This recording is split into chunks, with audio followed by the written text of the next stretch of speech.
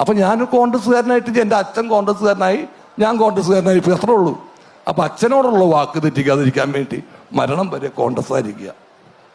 അതുകൊണ്ടാണ് കോൺഗ്രസ് എന്ന് പറയുന്നത്. അത്രേ ഉള്ളൂ. അല്ലാണ്ട് എന്ത് പ്രത്യേകത കോൺഗ്രസിനുള്ളത്? ഒരു പ്രത്യേകതയില്ല. ഈ ഇലക്ഷൻ കഴിഞ്ഞ് ഇവര് തിരിഞ്ഞു നോക്കത്തില്ല. എനിക്ക് നാഷണൽ അവാർഡ് കിട്ടിയപ്പോ മട്ടന്നൂര് സ്വീകരണം തന്നത് ഡിവൈഎഫുകാരാണ്. ഇന്നേ വരെ കോൺഗ്രസ്സുകാർ ഒരു സ്വീകരണം തന്നിട്ടില്ല. അവരാണ് തന്നത്, ഡിവൈഎഫ് ആണ് തന്നത്. അപ്പൊ അങ്ങനെയൊക്കെയുള്ള സംഭവങ്ങൾ രാഷ്ട്രീയത്തില്. ഇവിടെ കോൺഗ്രസ്സുകാർ ഇവിടെ തേനും പാലും ഒന്നും ഒഴുക്കിയിട്ട് ഞാൻ കോൺഗ്രസ്സുകാരനായതോ അതിന്റെ ആദർശത്തിൽ ഇത് ചെയ്തിട്ട് കോൺഗ്രസ്സുകാരനായത് അല്ലേ. എന്നെ സ്നേഹിച്ചിട്ട് കോൺഗ്രസ്സുകാരെന്നെ സ്നേഹിച്ചിട്ടൊന്നും ഞാൻ കോൺഗ്രസ്സുകാരനായതല്ല.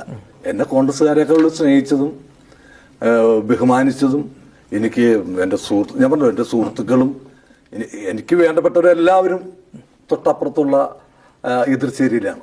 കലാകാരന്മാരെ പ്രോത്സാഹിപ്പിക്കുന്നതിൽ കോൺഗ്രസ് ആണോ ഇടതുപക്ഷമാണോ? ഇടതുപക്ഷമാണ്, യാതൊരു സംശയം വേണ്ട. ഈ ഇലക്ഷൻ കഴിഞ്ഞ് ഇവര് തിരിഞ്ഞു നോക്കത്തില്ല. പിന്നെ ഇവരെ സംഭവം അറിയാല്ല, കോൺഗ്രസ്സുകാരുടെ സംഭവം അറിയാല്ല, ആരെയൊക്കെയാണ് പോസ്റ്റിലിരുത്തണം എന്നൊക്കെ അറിയാല്ല.